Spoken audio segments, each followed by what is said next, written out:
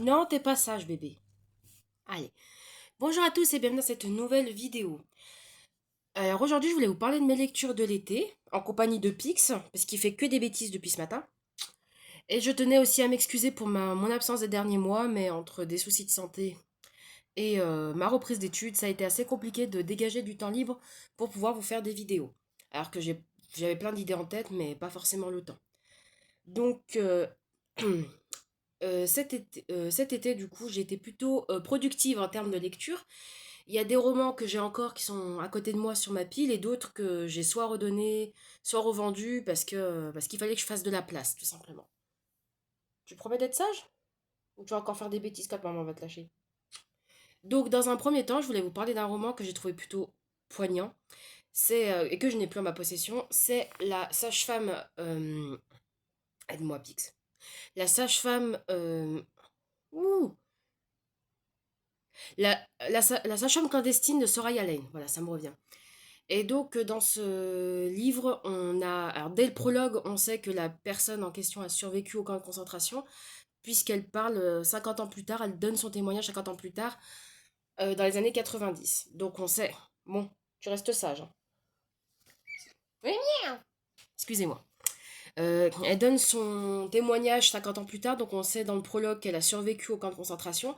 En revanche, qu'on ne sait pas, c'est ce qui s'est passé. Donc, en fait, on a, si vous voulez, le dénouement. Enfin, il y a quand même un petit retournement de situation dans le dénouement, mais ça je vous en dirai pas plus. Et finalement, qu'est-ce qui s'est passé entre le moment où elle intègre le camp de concentration et le moment où elle en est libérée en fait. Sachant que dès le début, on nous indique quand même qu'elle va survivre à ces années d'emprisonnement et elle va connaître la libération du camp de concentration et du fait qu'elle survive 50 ans plus tard, qu'elle va survivre aux suites des privations du camp de concentration.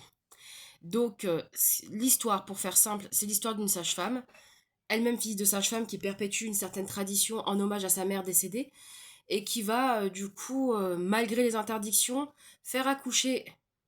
Il fait des conneries ce chat. Faire accoucher des femmes juives, donc notamment des juifs cachés qui essayent de fuir la déportation, ça se passe en Pologne, et qui va un jour se faire trahir. Et donc, en fait, dans son action, elle faisait accoucher des femmes juives et elle aidait les nouveau-nés à sortir avec un réseau assez bien ficelé, elle aidait les nouveau-nés à sortir de Pologne pour qu'ils puissent avoir une vie à peu près normale dans un pays où les juifs ne sont pas stigmatisés. Ce qui est quand même compliqué dans l'Europe des années 40, je le reconnais. Mais en gros, elle arrivait à sauver certains enfants comme ça, et puis un jour, elle finit par se faire dénoncer.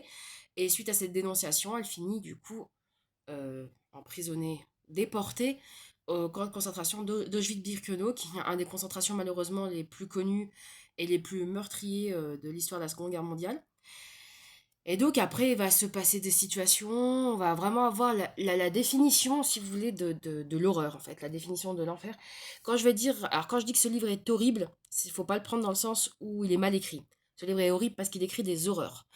Et notamment les tortures faites, ça passe des tortures et des violences faites sur les prisonniers, en passant par toutes les privations, les humiliations, les déshumanisations pardon, qui peut y avoir en cas de déportation. C'est vraiment, pour moi, c'est quelque chose de poignant et c'est quelque chose où j'y ai versé ma larme.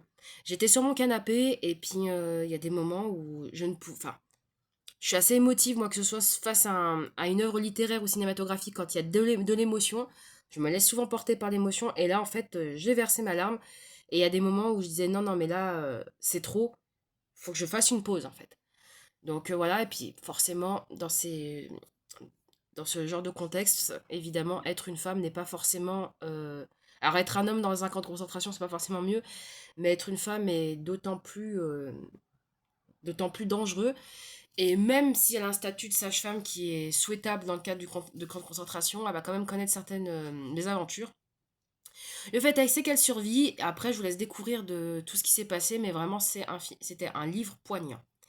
Donc, je vais piocher dans ma pile. Avant de piocher dans ma pile, parce que je sais que je ne l'ai plus, j'ai lu aussi 3 des 4 volumes de La femme de ménage, donc de Freda McFadden, qui est le livre événement du moment. Donc moi, pour ma part, je les ai lus complètement dans le désordre. J'ai lu La femme de ménage se marie. Donc le premier, le petit rose là, qui a je crois 5 euros. Je me suis dit, tout le monde est dans cette mouvance. Je vais me laisser aller, je vais prendre celui-là, il est pas très long, donc je me suis dit on va tenter et on va voir si le style de l'auteur me plaît. Si le style de l'auteur me plaît, bah, je prendrai les autres volumes. Donc j'ai lu le volume 3, la femme de ménage se marie, pardon. Après, donc j'ai décidé de me lancer sur le volume 1, donc avec toute l'intrigue du départ, donc c'est plutôt bien ficelé. Ça m'a donné envie de le lire, donc je me suis dit pourquoi pas, donc je me suis acheté toute la collection. Là j'ai pas encore lu le volume 2, enfin je l'ai commencé mais je l'ai pas terminé. Et après je me suis dit comme il y avait le dernier, la femme de ménage voit tout, je me suis dit sur quoi il va encore nous lancer.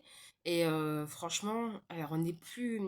J'ai l'impression que malheureusement, au départ, on est waouh sur les premières intrigues. Et puis à la fin, en fait, il y a un peu du réchauffé. Et il est vrai qu'on est un peu moins waouh sur... ça fait moins thriller psychologique où on nous retourne le cerveau. Et je dis pas que c'est pas intéressant, hein, l'intrigue est pas mal. Mais oui, il y a quand même... en fait, il y a surtout un... On va dire c'est un puzzle qui a du mal à s'imbriquer dans un premier temps parce qu'en fait, on croit des choses qui sont pas le cas, etc. Donc c'est assez compliqué. Bon, faut quand même s'accrocher, sachant que je pense que c'est un... Je pense que c'est le dernier volume, c'est un volume qui peut se lire à part entière. Je pense qu'il n'y a pas forcément... Alors, on manque certains éléments, notamment sur l'histoire des personnages, mais je pense que c'est Je pense que si on lisait que le tome 1 et le tome 4, ça passe quand même, quoi. Je... Enfin, c'est que mon humble avis, mais je... il me semble que j'ai pas eu de difficulté, même en sautant du coup le volume 2, à comprendre le volume 4, sachant que c'était pareil pour le volume 3. Le volume 3, bon, on nous jette une situation, on n'y connaît pas grand-chose, mais ça bloque pas pour comprendre l'intrigue, sachant que l'intrigue du volume 3, elle est pas exceptionnelle. Mais au niveau du volume 4, donc le pavé, franchement, moi j'ai aimé. Après, est-ce que j'y relirai? Ça, c'est à revoir. Il y a des livres, autant j'ai envie de les relire quand je les ai finis. Là, je suis pas trop sûre. Je vais piocher sur ma pile. Alors, bah celui-là, je l'ai pas lu. Je sais pas ce qu'il faut sur ma pile. Bon, en gros, en fait, Bruno, il a vu un sac. Il m'a tout foutu dedans. Donc, j'avais lu cet été ces volumes-là. Donc, c'est les enquêtes de Gustave. Il y a 3 volumes. Donc, j'ai lu les 2 premiers. Donc, comment vous dire que volume 1, volume 2 et volume 3 est encore plus fin. Donc, ils sont pas mal. Ils sont pas prises de tête. C'est pas un suspense insoutenable. Donc, l'autrice, c'est Chantal Varnier, pardon. Elle a édité ça sur un compte d'auteur. Moi, je trouve que Moi, au départ, je pensais que j'avais pris une édition spéciale pour personnes malvoyantes ou avec des soucis de lecture. Parce que le volume, enfin, le caractère des... Le caractère de la police est quand même assez important. Donc, voilà, je pense que même de l'autre côté de la pièce, on arrive à lire le livre. Sachant que, pour comparer un autre livre que j'ai lu, la police de caractère est quand même beaucoup plus petite et tout à fait lisible. Donc bref, ils auraient pu sauver quelques arbres en écrivant plus petit, mais bon, soit. Donc ce que je peux reprocher à ce livre, c'est d'être relativement court. Après, l'avantage aussi que ça a du fait que ce soit court, c'est que ça peut être abordable, accessible pour des personnes qui n'aiment pas forcément lire ou qui n'ont pas forcément suffisamment d'attention pour lire longtemps. Et c'est vrai qu'on arrive très rapidement à l'intrigue, donc c'est pas quelque chose... je pense que le caractère court du roman fait que c'est pas non plus la chose qui va vous tenir en haleine bien longtemps, parce que de toute manière, c'est pas bien long. C'est pas. Alors, c'est sympa, c'est drôle, mais après, si vous voulez quelque chose qui vous tient en haleine, c'est pas forcément les meilleurs. Et puis, je suis désolée de le dire pour l'autrice, le tome 2. Alors, le tome 1, en gros caractère, il a 140 pages. Le tome 2, en gros caractère également, il a 70 pages. Et il y a 53 pages sur le tome 3. Donc, limite, fusionner les 3 tomes, c'était pas plus mal. Mais en fait, le tome 3, je l'ai pas lu. Alors, je pourrais le lire, je pense qu'en 1 heure, c'est torché. Parce que c'est 53 pages, mais écrit gros. Donc, en fait, je pense qu'en fait, c'est équivalent de 30 pages. Par contre, en fait, je l'ai pas lu parce que j'avais l'impression qu'on se foutait de ma gueule. Mais sinon, ils sont sympas, l'illustration est jolie, c'est ça qui m'a attiré au départ. Pourquoi pas? Donc, du coup, le tome 1, c'est Meurtre et moustache. Et le tome 2, c'est Pâtisserie et péril. Et le tome 3, je sais plus. Mais voilà. Donc, moi, en fait, vous savez que vous avez vu en début de vidéo que j'ai mon chat. Et en fait, je suis attirée par les chats. Voilà, je vous l'avoue, j'aime les chats. Euh, Affectueusement, je les aime, hein, j'entends, parce que maintenant, faut vite remettre les choses dans leur contexte. Bref. Donc voilà, pour celui-là. Ensuite, il y a un chien qui se m'a aboyé. Au départ, c'était ce livre-là que je cherchais. Donc c'est pour ça que je suis tombée sur celui-ci sur Amazon, parce que celui-là, c'est Meurtre et Moustache. Donc le titre, le sous-titre, on va dire, de la collection. Et là, c'est Meurtre et Moustache. C'est le titre. Alors en fait, c'est le tome 2 de Nero et Marlowe mènent l'enquête. Franchement, sympa. Alors, un peu long, mais ça m'a donné envie. Ça m'a donné envie. Enfin, je l'ai pas rushé. Il y a 280 pages, mais je trouve qu'il vaut le coup de le lire.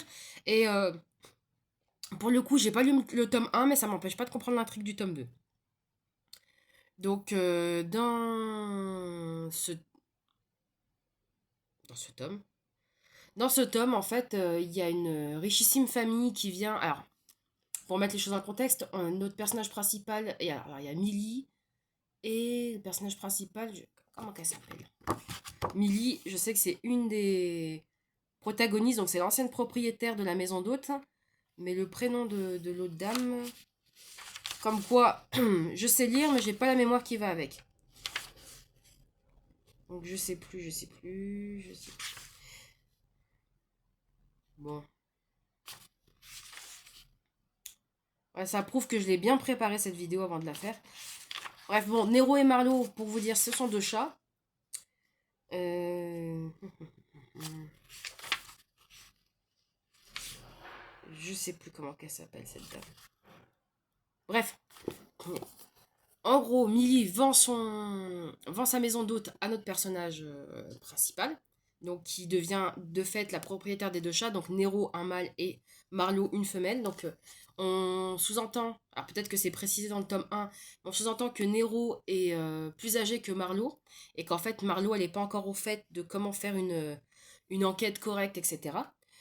Et donc, ce qui se passe, c'est que il y a une richissime famille qui vient pour. Je sais même pas ce qu'elle fout dans la maison d'hôte, mais qui sont là. Et en fait, un de leurs membres va être tué. Et la question. Alors, il y a deux choses. D'abord, on découvre un squelette d'un de leurs illustres ancêtres, parce que. Ah oui, c'est la famille Bitfort, en fait, c'est la famille qui a construit la maison d'hôte et qui revient en villégiature de la maison d'hôte. Et donc, il y a une découverte d'un squelette, et puis il y a une frénésie, parce qu'apparemment, il y aurait un trésor. Enfin, le perso qui est mort il y a 200 ans, qui a été emmuré dans la maison d'hôte, aurait dissimulé un trésor dans le terrain. Donc après, il y a une frénésie là-dessus. Et dans ce contexte-là, il y a un vrai meurtre, du coup, qui survient. Et donc là, c'est à ce moment-là où les chats mènent l'enquête. Parce que les chats, ils vont réunir, si vous voulez, j'allais dire un gang de chats du quartier.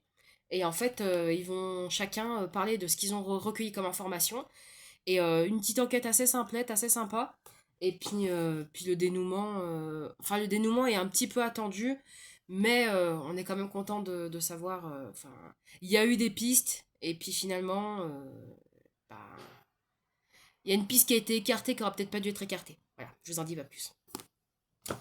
J'ai également lu de Freda McFadden La Prof. Donc, ce livre a fait beaucoup parler de lui, et puis je suis d'accord sur le côté où il y a cette relation prof-élève, donc cette relation non conventionnelle, on va dire ça comme ça, voire interdite, qui est malaisante, surtout par alors je sais pas si le terme se dirait la crudité, enfin le caractère cru de la relation, notamment de la relation sexuelle entre un prof et un élève. Outre le fait que ça peut choquer certaines mœurs, il y a vraiment ce côté où on voit notamment dans le cas du personnage, alors peut-être qu'il faudrait que je vous raconte l'histoire, hein, ça pourrait être pas mal. Enfin, je vous raconte l'histoire sans spoil. En fait, on a deux profs, donc une femme, Eve, qui est prof de maths, un homme, Nathanaël, qui est son époux, qui est prof d'anglais, donc l'équivalent d'un prof de littérature, puisque ça se passe aux États-Unis. Et en fait, le mentor d'Eve, et qui est également prof de maths, a dû démissionner suite à une affaire assez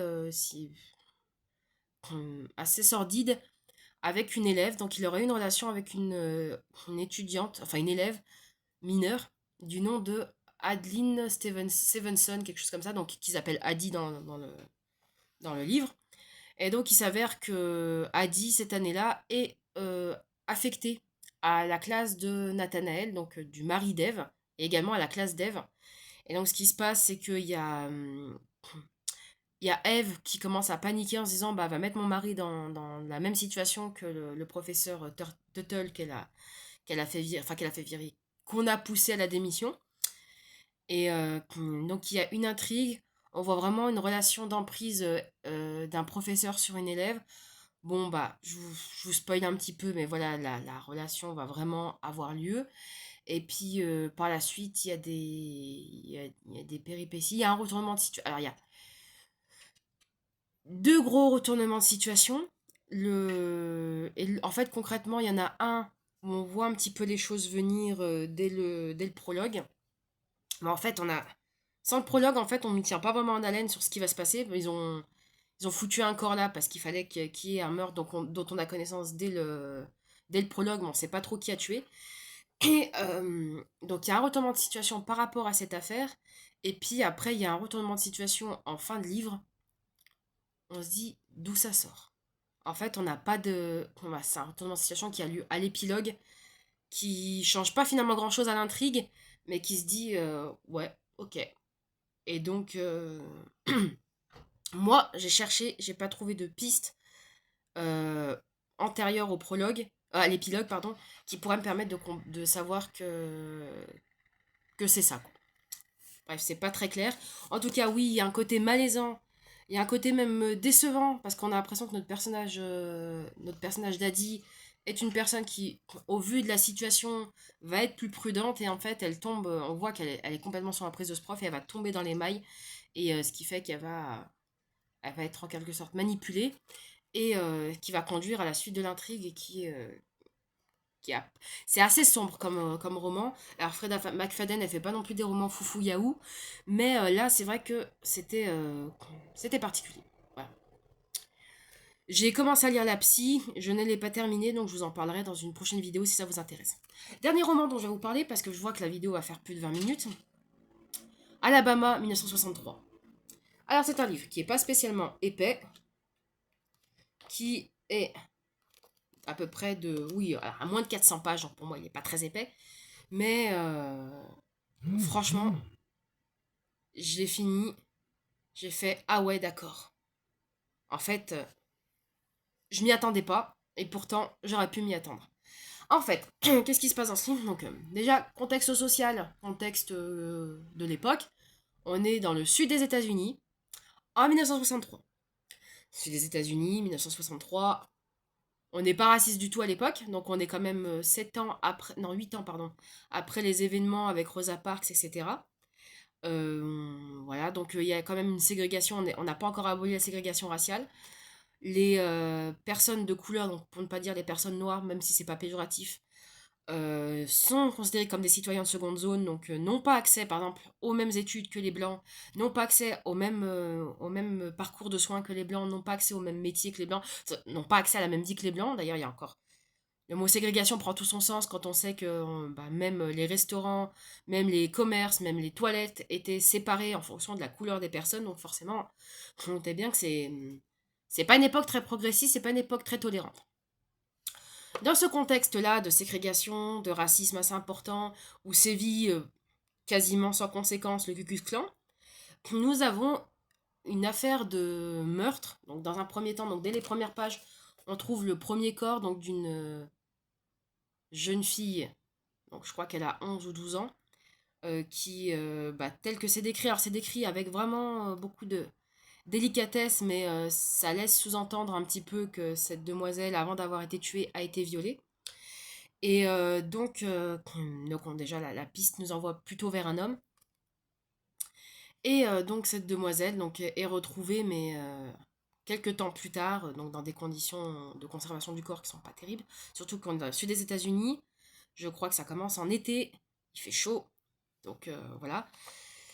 Ce meurtre-là, bon bah, il n'est pas classé sans suite, mais presque, parce qu'on est face à une personne noire, donc personne noire en plus, je pense, d'origine assez pauvre, en origine sociale assez pauvre, Donc, autant vous dire que les autorités d'Alabama s'en foutent royalement. S'ensuit après une seconde disparition, donc il y a, je crois, 3 ou 4 disparitions en tout dans le livre. Et un des, un des couples parents d'une des victimes, en fait, va engager un de nos personnages, donc qui est Bud Larkin, qui est on saura plus tard, mais en fait, qui est un policier qui a été renvoyé de la police d'Alabama, et qui va du coup, bah, en fait, finalement, du fait qu'il était renvoyé, qu'il n'ait plus vraiment de salaire, il n'a pas vraiment de source de revenus, donc lui, malgré son racisme apparent, comme bien apparent, il va accepter de mener l'enquête pour retrouver le meurtrier et potentiellement sauver la dernière victime, le meurtrier d'une des filles. Donc en fait, on ne sait pas trop si ça va être un tueur en série ou si c'est des meurtres isolés. On ne sait pas trop si c'est un crime racial. En fait, la question qui demeure tout le long, c'est est-ce que c'est une personne blanche ou une personne noire qui a commis le crime. Et donc il faut quand même l'intrigue, enfin l'intrigue se dénoue assez rapidement parce que je pense aux 2 tiers du livre, on sait qui a tué, qui a enlevé. On a toujours la dernière victime qui est encore vivante. Et en fait, ce qui nous tient en haleine, c'est de savoir déjà est-ce qu'on va réussir à la sauver. Et en fait, après, à partir de ce moment-là, on a vraiment des petites bribes dans le récit qui nous montrent, enfin, finalement, on devient un peu complice du meurtrier, qui nous montre un petit peu, bah voilà, en fait, ça, on ne l'avait pas vu plus tôt, mais voilà, en fait, c'est lui. Et je vous ai pas spoilé, vous doutez bien que c'est un homme qui a tué et qui a violé notamment. Et donc, pas mal d'intrigues. Et donc, pour résoudre cette affaire, Bud Larkin va s'associer avec sa femme de ménage, donc sa femme de ménage noire, qui du coup va permettre donc elle s'appelle Adela, et Adela va lui permettre d'avoir accès à certaines conversations que les noirs n'auraient pas tenues en l'absence d'un noir face à un blanc, notamment un ancien policier. Bref, ce livre-là, je ne peux que vous le conseiller. Parce que franchement, il y a de tout. En fait, il y a une. Enfin, déjà, il nous emmène sur une voie. Parce que franchement, avant le milieu du livre, on a déjà un suspect probable, potentiel. Et en fait, on a plusieurs suspects. Et à chaque fois, on se dit, ben oui, mais c'est lui, c'est lui, c'est lui. Et en fait, non, c'est pas lui. Et à la fin, on a vraiment le c'est lui. Et le côté, vu qu'on nous a menés en bateau un petit peu pour nous dire c'est lui, ah non, mais finalement, c'est pas lui. Quand le vrai tueur est révélé, on se dit non, mais en fait, il y a un quiproquo. On va nous expliquer que en fait, il y a un malentendu, que c'est pas lui, etc., qu'il a pas enlevé la fille. Enfin, il y a cette intrigue-là. Et en fait, à la fin, bah, on se dit non, non, c'est pas lui. En fait, si, si, c'est lui. Et donc voilà, je sais pas si c'est très clair. Parce que je commence à reperdre ma voix. Donc voilà, je vais m'arrêter là parce que la vidéo est assez longue. J'espère qu'elle vous aura plu. N'hésitez pas à me dire dans les commentaires ce que vous en pensez. Sur ce, je vais poursuivre mes lectures et je vous dis à très bientôt pour de nouvelles vidéos. Bye!